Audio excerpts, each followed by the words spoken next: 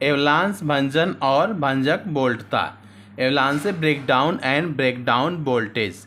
उत्क्रम अभिनत वोल्टेज के बढ़ जाने पर अल्पसंख्यक वाहकों की गतिज ऊर्जा बढ़ जाती है। जब उत्क्रम अभिनत का वोल्टेज बढ़ता है तो अल्पसंख्यक वाहकों की गतिज ऊर्जा बढ़ जाती है, जिससे संधि के पास सहसंयोजक बंध टूट जाते हैं और इलेक्ट्रॉन कोटर युग्म मुक्त होते हैं। अब ये संधि के पास सहसंयोजक बंध जिससे टूटेगा तो फिर इलेक्ट्रॉन कोटर युग्म मुक्त होंगे। यह प्रक्रिया लगातार बढ़ने से इलेक्ट्रॉन कोटर युग्म काफ़ी बड़ी संख्या में मुक्त होने लगते हैं, जिससे उत्क्रम धारा का मान बढ़ जाता है। इन इलेक्ट्रॉन कोटरों की बड़ी संख्या मुक्त होने से उत्क्रम धारा का मान अचानक से बढ़ जाता है। इसी को हम एवलांस से भंजन या एवलांस से ब्रेकडाउन कहते हैं, जिसमें धारा के कारण उत्पन्न ऊष्मा से, यानी करंट फ्लो हो रही है जिससे हीट जनरेट होगी, धारा कारण उत्पन्न ऊष्मा से संधि यानी जंक्शन क्षतिग्रस्त हो जाता है, डैमेज हो जाता है, तथा यह उत्क्रम वोल्टेज जिस पर धारा एकाएक बढ़ती है उसी को हम भंजक वोल्टता कहते हैं। इट मीन्स वह उत्क्रम वोल्टेज जिस पर धारा एकाएक बढ़ जाती है उसे हम क्या कहेंगे? भंजक वोल्टता।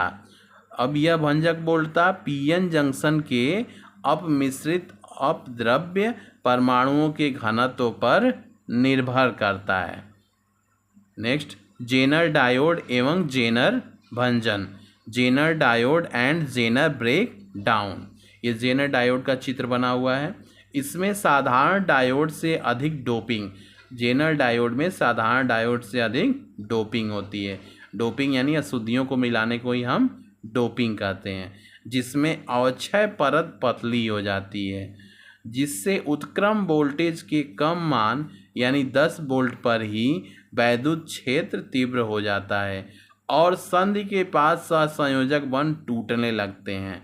अधिक डोपिंग से ये दिक्कत होती है, जिससे इलेक्ट्रॉन कोटर बड़ी संख्या में उत्पन्न होने से उत्क्रम धारा का मान बढ़ेगा और इसे ही हम क्या कहते हैं? जेनर भंजन। इस घटना को ही हम जेनर भंजन कहते हैं या जेनर ब्रेक डाउन कहते हैं।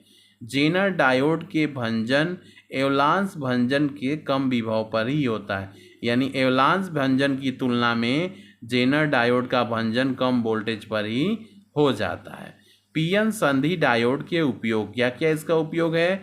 तो पीएन संधि डायोड एसी करंट को डीसी करंट में बदलता है।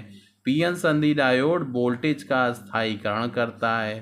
पीएन संधि डायोड संचार परिपथ में मॉड्यूलेशन व डीमॉड्यूलेशन में प्रयोग होता है।